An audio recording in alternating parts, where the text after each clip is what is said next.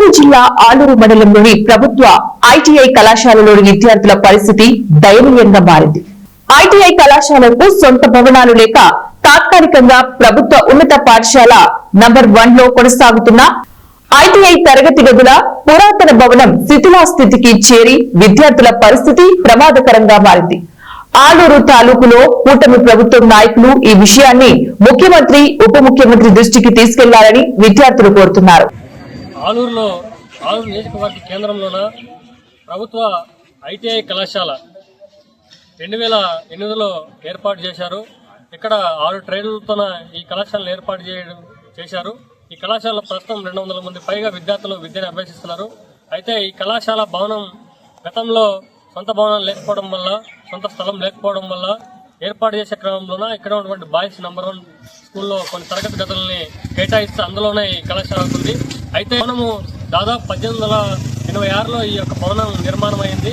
అలాంటి పురాతన భవనంలో ఈరోజు ఐటీఐ విద్యార్థులు విద్యను అభ్యసిస్తున్నారు. అయితే ఈ రోజు చిన్నపాటి వర్షం వచ్చిన వర్షపు నీళ్ళు మొత్తం కూడా కళాశాల తరగతి గదుల్లోకి చేరుకొని విద్యార్థులు కనీసం క్లాసులు కూడా బోధించలేటువంటి పరిస్థితులు ఏర్పడినాయి.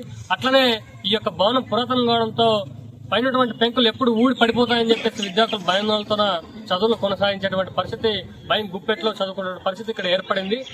ఇప్పటికీ ఈ కళాశాల కోసం నిధులు కేటాయించాలా, సొంత భవన నిర్మాణం కోసం నిధులు కేటాయించాలా, ఈ కళాశాల పైకప్పు మరమ్మతులు చేయించాలని చెప్పేసి అనేక సార్లు ఇక్కడ ఉన్నటువంటి ప్రజాప్రతినిధులకు కానీ, ఎమ్మెల్యేలకు, ఎంపీలకు, దాంతోపాటు అధికారులకు, జిల్లా కలెక్టర్లకు రిప్రజెంటేషన్లు ఇచ్చాము.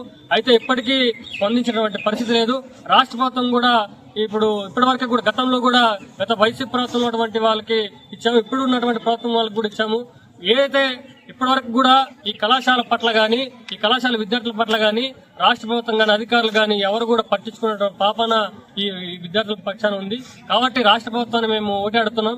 కనీసం ఈ కూటమి ప్రభుత్వం అయినా ఖచ్చితంగా ఈ కళాశాలకు నిధులు కేటాయించి భవన నిర్మాణాల కోసము నిధులు కేటాయించి నిర్మాణాలు చేపట్టేటట్టు ప్రయత్నం చేయాలని చెప్పేసి మేము ఎస్ఎఫ్ఐ డివైఎఫ్ఐకి డిమాండ్ చేస్తున్నాం.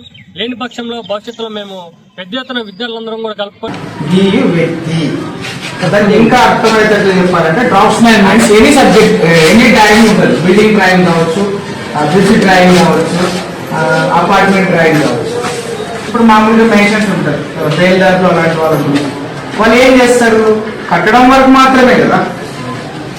ఆయనకు వచ్చేసి ఒక డ్రాయింగ్ ఇస్తారు, ఎట్లా కట్టాలని చెప్పేసి. అది ఎవరికి ఇస్తారు అంటే మన ఐటీఐలో ఉన్నటువంటి డ్రాఫ్ట్స్మెన్ సివిల్ ఆఫీసర్ మాత్రమే ఆ యొక్క ట్రైనింగ్ మాత్రమే గీయగలడు. ఎందుకు బాగా చేసే విషయం తీసుకోండి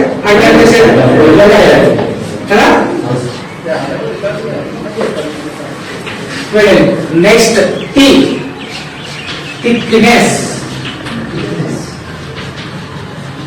థిక్నెస్